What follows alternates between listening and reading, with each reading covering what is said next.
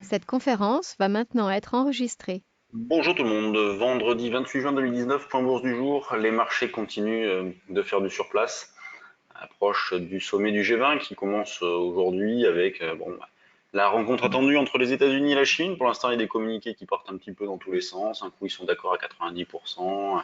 Le lendemain, on est d'accord sur rien. Donc, faut faire abstraction de tout ça, juste savoir que le marché est susceptible de bouger pour pas grand-chose. Mais comme on le voit à chaque fois, en l'absence de catalyseur, eh bien, on revient à la case départ.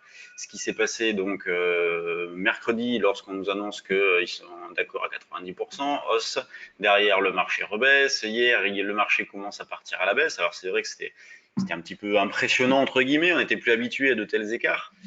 D'ailleurs, ce retracement-là nous a permis d'acheter dans de bonnes conditions par rapport aux jours précédents et d'exploiter les signaux techniques. D'ailleurs, il y en a un qui s'est déclenché entre 5465 et 5470, donc c'était plutôt propre. Pardon. Ce matin, eh bien, on cherche à acheter aussi, donc j'ai proposé un niveau d'achat un petit peu proche à 76 avant le double appui à 63. Le 76, on l'a pas fait, on s'est arrêté sur 80 et le marché repart de l'avant, donc tant pis. Donc 75-80 comme zone d'achat proche. On peut profiter de cette zone-là pour acheter donc des turbocalls, comme par exemple le 5418 que je vous propose depuis plusieurs jours. Donc je pense que c'est celui-ci qu'il faut travailler avec une barrière donc désactivante qui est pas très éloignée non plus, ce qui fait que le call ne coûte pas trop cher. Donc ça me paraît un bon compromis, sachant que nous dans notre articulation on prend plutôt un petit pivot autour de 5300. Donc c'est vrai que c'est loin pour l'instant, c'est hors sujet.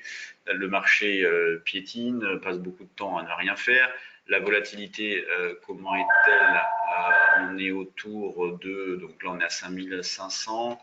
On est à, tiens c'est bizarre, un petit bug. Voilà, on est à 12,5 de volatilité. Donc ce qui est, c'est pas mal au vu de ce qui se passe. Vous voyez, c'est assez élevé au vu de ce qui se passe parce que le marché ne bouge pas beaucoup. Donc on voit bien qu'il y a quand même de la méfiance, qu'il y a quand même alors de la fébrilité, ça serait un petit peu exagéré, mais au moins que certains ont acheté les couvertures en prévision à un moment donné d'un retracement important. Dans cette idée-là, il y a des stratégies à mettre en place, hein, des synthétiques, on vous en parle souvent, des spreads, pourquoi pas acheter un put spread, le taux, faire un butterfly. Il y a des choses à faire en tout cas sur les options. Le DAX, lui, eh bien, on achète sur repli vers 250, 60 pour ce début de séance, ça serait bien. Hier, j'ai proposé aussi un petit achat sur 12 220, donc bon, on est passé en dessous, mais en insistant un petit peu, ça a permis de faire un bel écart. Donc 12 250 avant la zone des 12 200, 220. Donc à force de faire du surplace, le marché marque plein de petits niveaux. L'eurodoll se rapproche d'un double top, donc vers un 13,90, qui est une zone que l'on peut exploiter à la vente. Le niveau d'infirmation lui reste le même, c'est un 14,50, donc au-dessus on passerait avec un billet haussier. Ça fait des mois qu'on travaille vendeur sur l'eurodoll et c'est incroyable. Jusqu'à présent, ça s'est toujours bien passé, donc pourvu que ça dure, hein. Mais bon, à un moment donné, on aura bien un retournement de tendance. Quand on regarde les actions, c'est toujours le même constat. Vous voyez, grande régularité. Alors ce matin, c'est très flagrant, hein. Michelin plus 1, Total moins 0,5. Beaucoup de valeurs entre moins 0,20 et plus 0,30. Le CAC, lui, il est dans cette fourchette-là, il est à plus 0,09. Le volume, 67 millions, ça fait peur à 9h12. LVMH qui monte avec un petit peu de volume, donc LVMH qui accumule sur des points hauts, c'est plutôt bien, hein, graphiquement ça a une bonne tête. Là c'est une figure de continuation, on a une sorte de rectangle après une hausse, donc les probabilités de poursuivre la hausse sont importantes. Airbus qui piétine toujours sous les 126, il n'y a pas de signal de vente, il n'y a rien. Mais bon, pour l'instant, il y a un arrêt. Donc Total qui rebaisse, c'est pas bien méchant, donc grande régularité.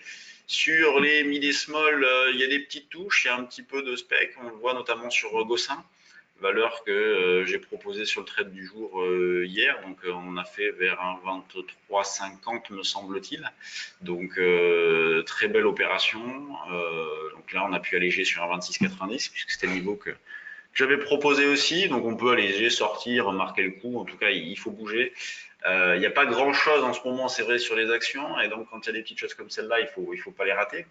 EuropaCorp qui a sorti ses chiffres qui sont pas bons, mais on est dans une zone de rebond possible, une sorte de double appui avec un contre-signal avec le croisement des moyennes mobiles.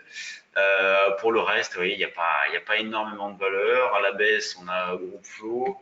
Voilà, il y a rien à faire sur cette valeur-là.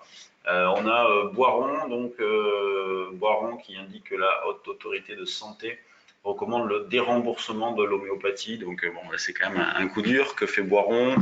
Bon, on va aller voir ça. Boiron qui résiste plutôt pas mal, hein. On est à -2. Donc on va pas encore les chiffres, donc pas grand chose, hein, sur les actions à signaler. Donc voilà, c'est terminé pour le tour d'horizon du jour. Ben, on se retrouve lundi pour un nouveau plan bourse. Salut tout le monde et bon week-end.